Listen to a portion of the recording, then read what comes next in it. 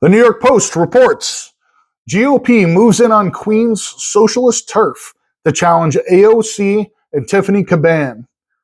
We're going into the belly of the beast of the Democrat Socialists of America in New York City, said Curtis Sliwa, the 2021 GOP mayoral candidate behind the creation of the Ronald Reagan Republican Club in Astoria. We're going to take on AOC and Caban, added Sliwa, referring to the prominent DSA members. Sliwa vowed Republicans will run a candidate against Caban this year and AOC next year with the goal of forming an alliance with moderate Democrats who believe the politicians are out of touch on such issues as crime and taxes. This is Concord and Lexington, said Sliwa, the Guardian Angels founder, referring to the first two battles of the American Revolution. We're taking it to regular people in Astoria. They don't support defunding the police and defunding the jails. So, Curtis Sliwa might just be the Republican to do this. If you don't know who Curtis Sliwa is, he's actually got a pretty interesting story. I don't know if he can do this or not, but keep in mind that AOC only won her district by a few votes. She did not win her district by very much at all.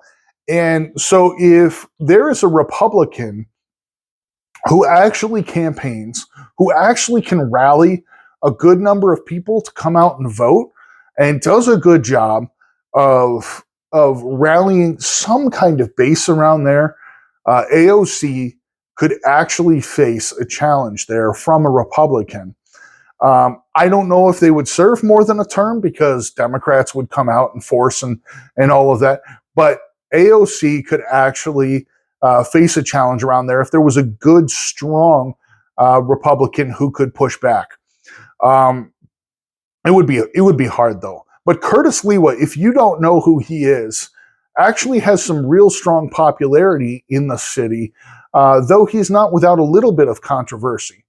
Curtis Sliwa, back in the 70s, he created a group called the Guardian Angels.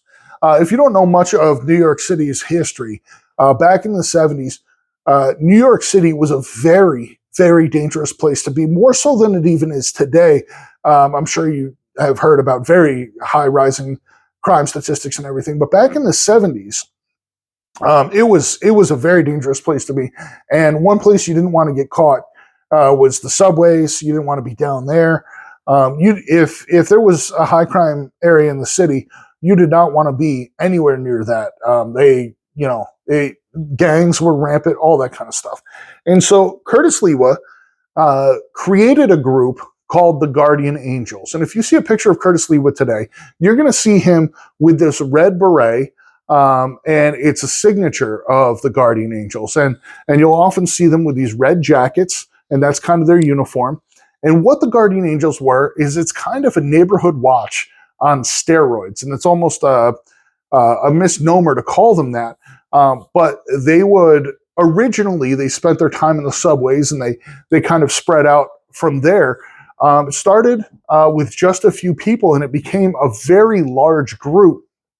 And in order to join the Guardian Angels, you had to learn martial arts, and they were able to do citizens arrests, and they coordinated. They had walkie-talkies and this whole thing, and they were definitely a step above like a neighborhood watch where you just have guys looking out their front door and things like that. But these were guys who went out and were very active, like down on the subway platforms, and really operated in a next level type situation to fight crime in their city. They weren't Batman or anything, but they could do these citizens arrests and really took a stance to help push back on this huge crime issue that existed at the time, back in the 70s and 80s, and in the decades that followed. And when Ed Koch became mayor, he was very critical of them and didn't didn't like what was happening, and so he launched a huge investigation into the Guardian Angels. And after this major investigation, he found out that he loved the Guardian Angels. The Guardian, he realized that all the stuff they were doing was great and was a huge asset to the police, and they gained a lot of acclaim for that. And they were doing some pretty great things. So Curtis Lewa has been very popular at different times and in different circles for the great work that he's doing. He eventually brought expanded that to Buffalo and some other upstate areas, and it's been a really cool thing. Albany even tried it out for a time, and I don't think that lasted very long. But he did a really cool thing with that. He also has kind of a crazy thing. You are, I'm sure, very familiar with John Gotti.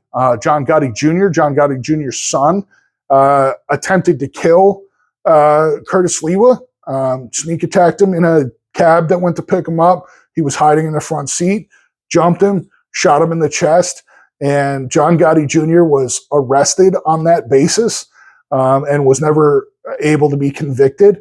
But I mean, this is part of his story. He was attempted to be assassinated by John Gotti Jr., and partly because of all that he was doing for crime in the city. So he's got this really, crazy story of all this stuff that he's done in New York City, and he's done some really incredible stuff. Back in the mid-'90s, he began working in radio. He's been a conservative talk show host in New York City since, right around 1996. And in 2021, he ran for mayor against Eric Adams. And he lost. Eric Adams became the mayor. But it looks like he has his hand at it again. And he's interested in, since he didn't get the mayoral position, it looks like he's going for the House of Representatives against AOC. And, he's been a radio host for a long time, and he's obviously had an interest in politics for a long time.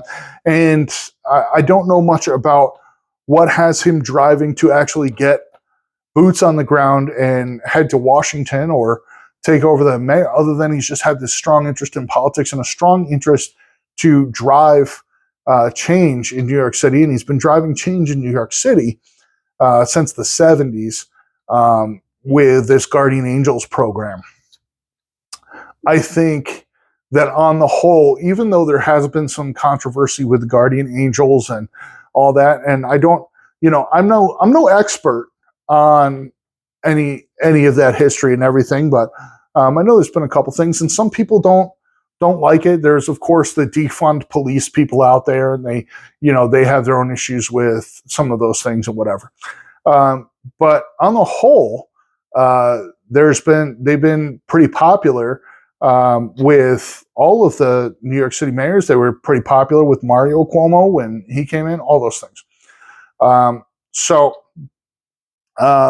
I think he is a good guy who would well represent New York City, and he has well represented New York City for a long time. But would he be a good politician? Would he be a good representative? He would be better than AOC. That's for sure. He would certainly be better than the representative who said it's better to be morally correct than factually correct. That's, I don't think you can argue that AOC is better than too many people out there. So I don't know much about whether or not I think Curtis Lewa would be. I like him as a commentator. I've heard him on the radio quite a bit, and I think he's pretty good. I followed some of his campaign for mayor, and I liked a lot of what I saw.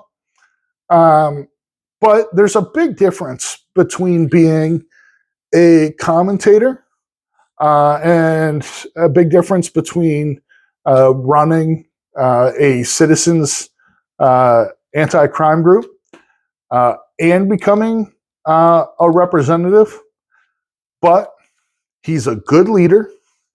He is he's mature. I mean, the guy, is older, and he's got really, he's got good leadership, good executive skills. I think he would probably do a pretty good job. I would definitely vote for the guy, and it would be cool for sure to see it happen. I think he has a real potential to rally a good base. He's very popular in New York City. Now, it's tough. We know that New York City is as bright blue as it gets. And as Nancy Pelosi said, you can write D on a water bottle, and in New York City, they'd vote for it. So AOC had a really small contingent of voters vote for her, but it was all she needed. So can he rally a base large enough to outvote AOC? He could. Will he be able to? I don't know. It'll be interesting to see, but he is a very popular character down there, and it'll be interesting to see. But if anybody could do it, I think he has a shot. So keep an eye on that race. It'll be good to see. The one